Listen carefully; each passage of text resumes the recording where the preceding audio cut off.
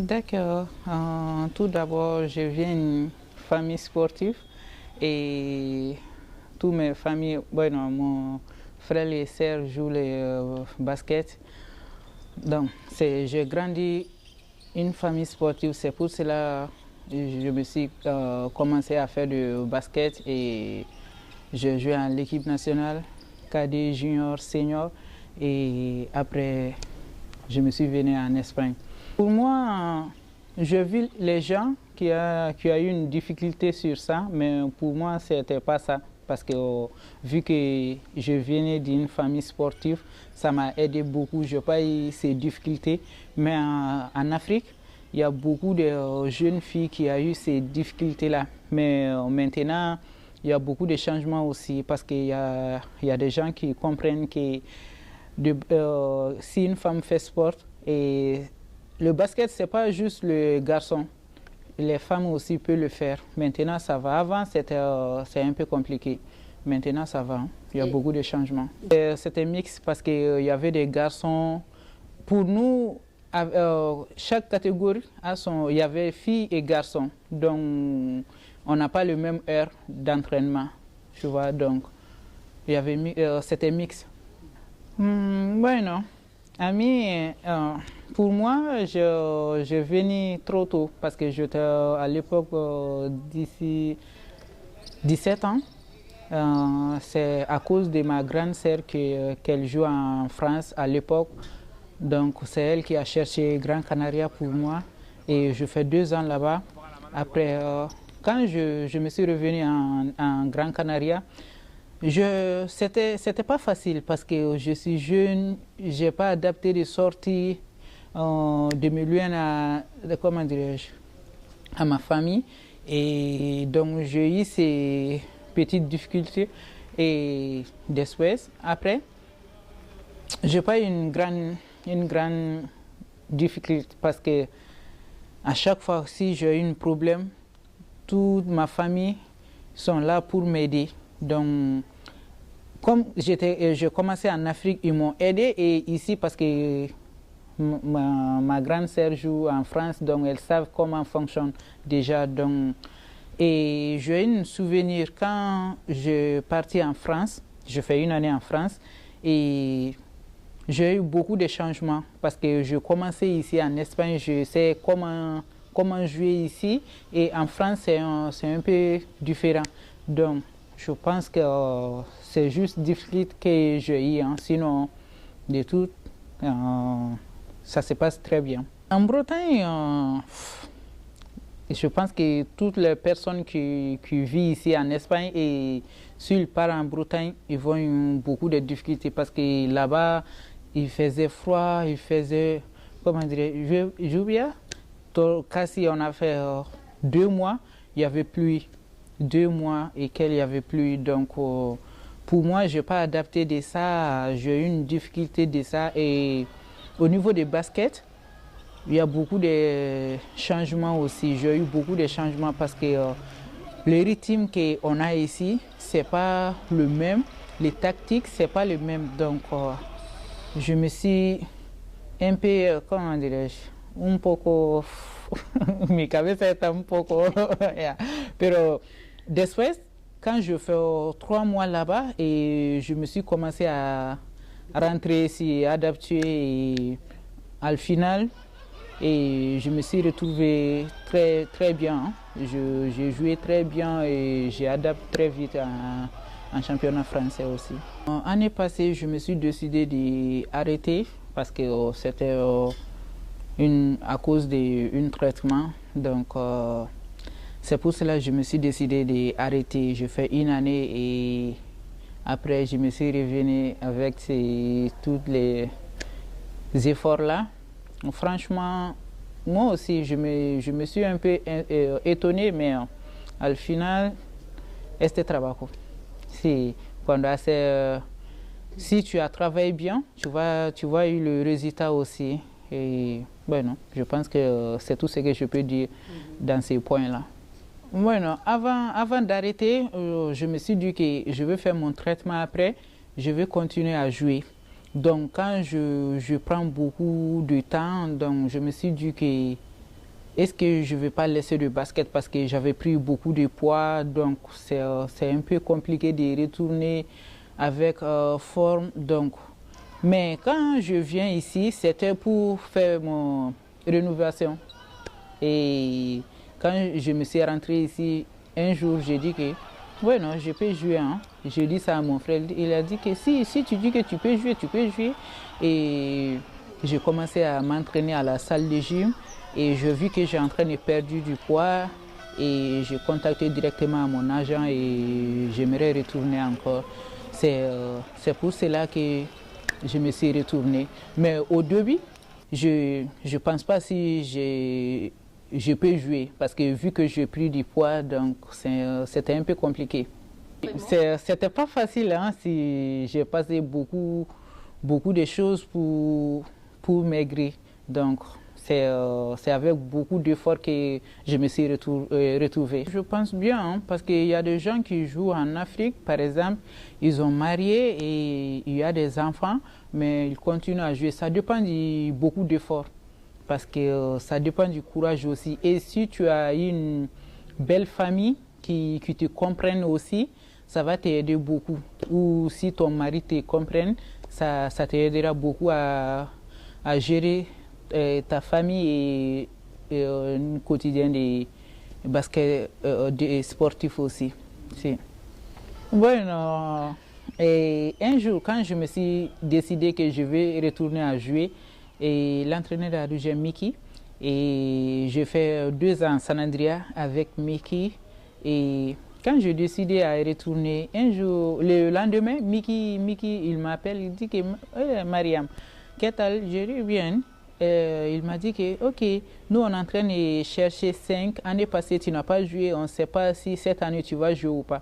J'ai dit que si j'aimerais jouer, mais j'ai pris beaucoup de poids, donc j'ai commencé à m'entraîner, mais jusqu'à présent, je ne suis pas en forme. Donc je ne sais pas si je vais être en forme avant le championnat. Donc il m'a dit que non, je te connais, si tu dis que tu vas jouer, je sais que tu peux jouer, donc tu vas nous aider. J'ai dit ok, je vais te mettre en contact avec mon agent. Et c'est comme ça, je le mets en contact avec mon agent, ils ont parlé et mon agent aussi, elle m'a contacté, donc on est d'accord.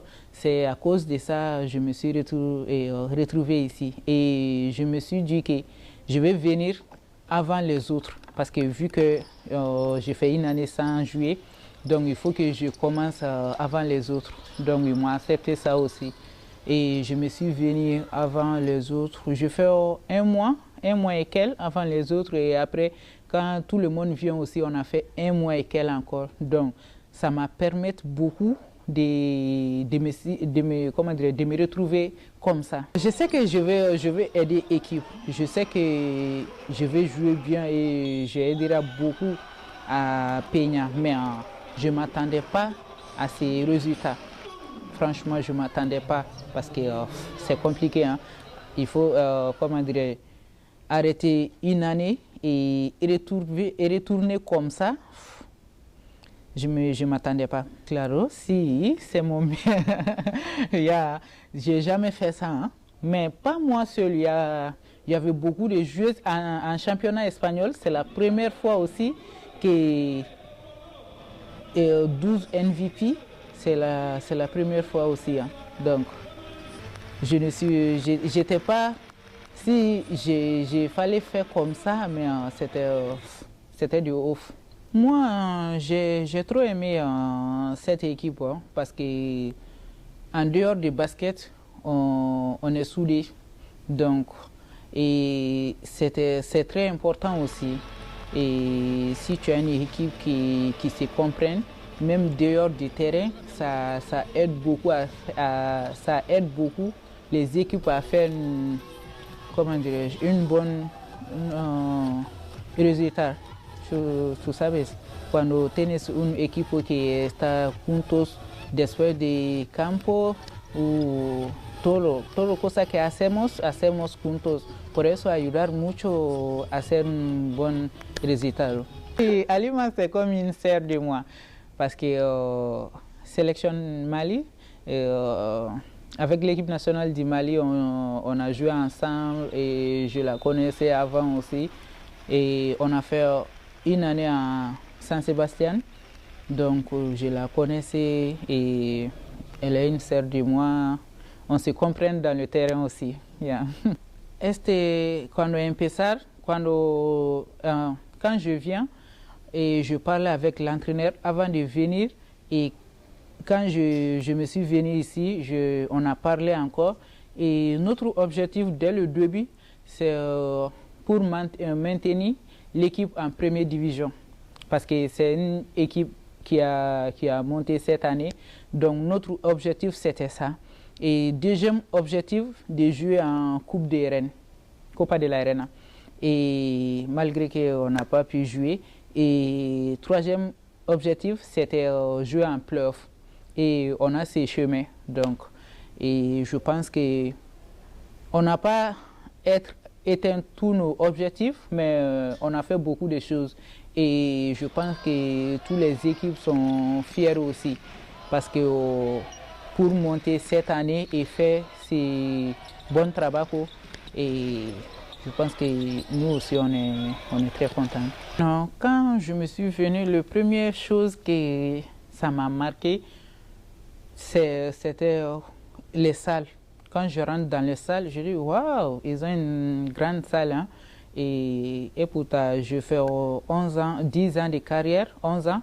Je n'ai jamais joué dans les salles grandes comme ça. Donc, c'est ça qui m'a attiré et avec le dirigeant aussi et les entraîneurs, je pense que je ne peux pas dire qu'on a une meilleure équipe, meilleure personne, mais je pense qu'on est parmi les meilleurs aussi. Donc, et ça c'est très important. C'est ça qui m'a impressionné et j'ai trop aimé ça aussi. Bon, pour le moment, je suis comme ça. Hein. À chaque fois, j'aimerais prendre une décision quand je termine le championnat. Tu vois? Donc pour le moment, je n'ai pas pris une décision. Mais si je reste ici, para mí da igual. Si j'aimerais rester ici ou partir. Et quand même, moi personnellement, j'aimerais rester ici, si on est d'accord. Tu savais, tout dépend des offertes. Yeah. Si on est d'accord, pourquoi pas. Oui, non, si, j'aime bien, hein, par exemple, plage. S'il y a des beaux temps, des fois je pars à la plage et Rambla de Badalona aussi. C'est juste ça. Pour moi, je pense à ça, hein, parce que j'aimerais faire comme, no sé, comment se dice, no es club, pero como un campo y coger entrenador para ayudar a las pequeñas que deberían hacer baloncesto. Et a mí, dans mon projet, si j'aimerais faire comme camp, et si j'ai eu la force et aider les gens qui viennent parce qu'en Afrique, c'est compliqué. Il y a beaucoup de gens qui jouent en Afrique, ils ont bien, mais pour venir ici, en Europe, c'est compliqué. Donc, le jour à venir, j'aimerais travailler en dessus. Si je fais le camp en Afrique et il y a des joueuses qui sont bien, si je travaille avec l'équipe d'ici, donc je vais ramener les joueuses qui sont bien payées. Il y a des joueurs qui ont beaucoup de talent et c'est ça que j'aimerais travailler le jour à venir. Yeah. Bueno, moi, c'est ma sœur. À chaque fois, je dis que, ok, si ma grande sœur, parce qu'elle a fait plus de 15 ans en France, donc elle était parmi les meilleures aussi. Hein. Donc, à chaque fois, je dis que, ok, je vais te dépasser. À chaque fois, si on est en train de parler, je dis, ok, je vais faire mieux que toi. Elle a dit, ok, c'est ça que je vais. Donc, c'est ça. Yeah.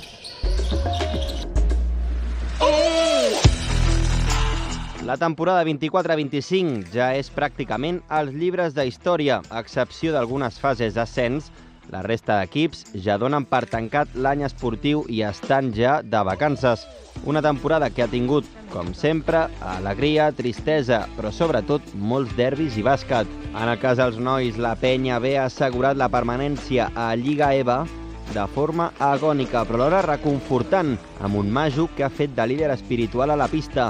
L'equip dirigit per un Héctor Sánchez ha hagut de reinventar-se amb les nombroses plagues de lesions. En la primera categoria únicament catalana, Supercopa, hem gaudit 2 derbis entre De Mar i Círcul que han acabat la temporada amb diferent sort. Els maristes de la Torre Albina han salvat la categoria després d'un gran tram final de temporada, mentre que el Círcul ha descendit a Copa amb les armes de la casa i amb el cap ben alt. Els blanquiblaus han viscut un canvi a la banqueta. Marcel Roca ha rellevat Coro després d'una etapa exitosa.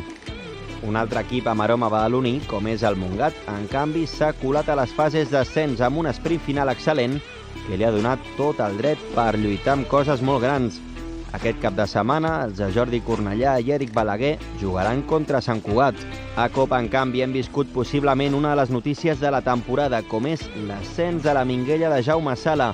Els blaus han signat una temporada sublim. Jugaran a Supercopa la temporada que ve després d'una carambola èpica en la darrera jornada gràcies a la victòria del Santaco Artés, un equip, el Bambi, que de la mà del gran Alberto Torres ha acabat clarament anant de menys a més.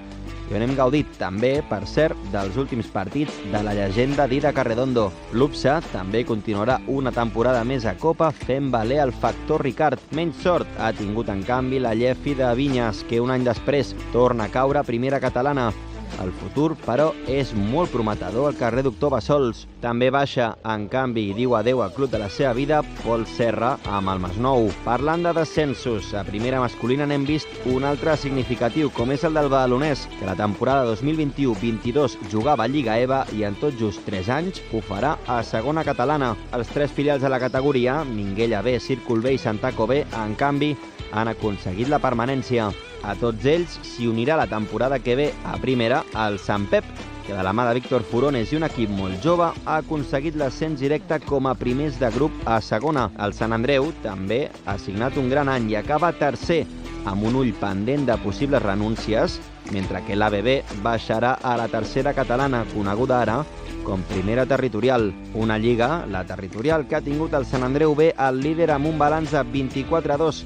El badalonès B de Minguella i companyia, juntament amb Círcul Veterans, Minguella, Estar, Dedo Esteve i la Cultural de Beca, Parla i CIA, han completat una categoria amb molt accent badaloní. Els salesians, per la seva banda, han tancat una temporada per emmarcar amb l'ascens directe a segona territorial i un balanç de 24-0.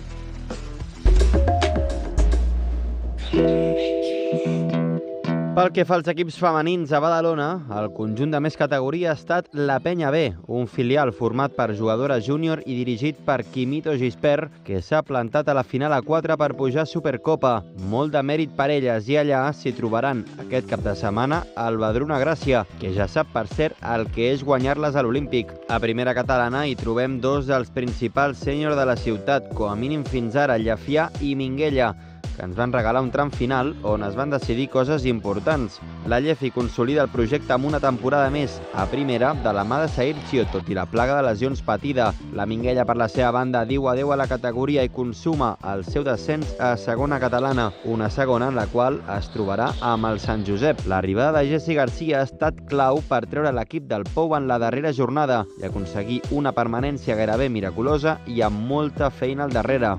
Més atapeïda ha estat la tercera catalana amb un Sant Andreu, que ha acabat quart del grup i que, juntament amb el Círcul, seguiran a la categoria. Menys sort ha tingut, en canvi, el badalonès, que consuma el descens a segona territorial després de caure amb les blanquiblaves en la darrera jornada. Una segona territorial que aquest any ha tingut 2 equips clarament dominants, com són la Minguella de Celop i tota la tropa, que ha acabat amb un balanç immaculat de 26-0, i també el Sant Pep B de Víctor Sabartes i Michael Oliva, que ha perdut només 2 partits. Llefià B també es troba en aquesta categoria de les germanes Méndez, juntament amb un ABB de Marta Navarro, que ha acabat en 11a posició de 13 equips. Els salesians, en canvi, han acabat a mitja taula en categoria sub-25.